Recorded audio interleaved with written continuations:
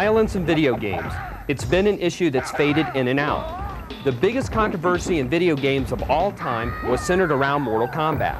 Ironically, the movie was not criticized for violence. Fighting games are inherently violent, and they have saturated the market.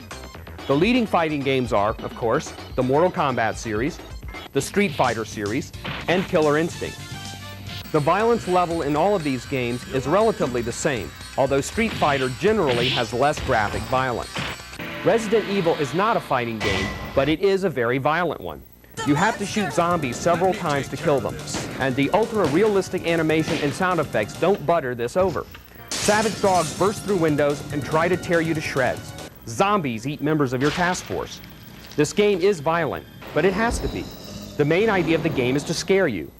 When those dogs first jump out at you, you jump 3 feet high. If this were a movie, you'd wet your pants. You're stranded in this spooky mansion, and you can't go outside because you'll get eaten alive by God knows what. Is the violence in these games wrong? It's really hard for us to say that it's wrong. As for street fighting games, though, we definitely think they lack substance.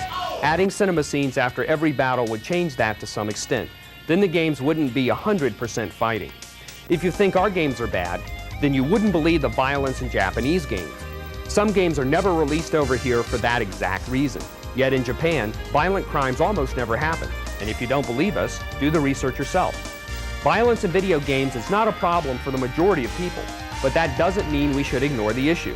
It's up to parents to monitor the games their younger kids play, just as they would monitor whether or not their kids see PG-13 movies.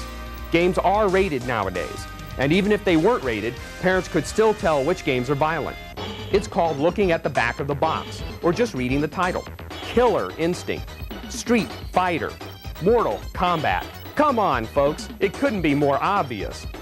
On the bright side, the vast majority of video games are rated KA, kids to adults. So all those news stories you've heard about violent video games, they're talking about a minority, something that hasn't been addressed. To be fair, though, the sales figures of these games aren't in the minority. This argument could go back and forth forever.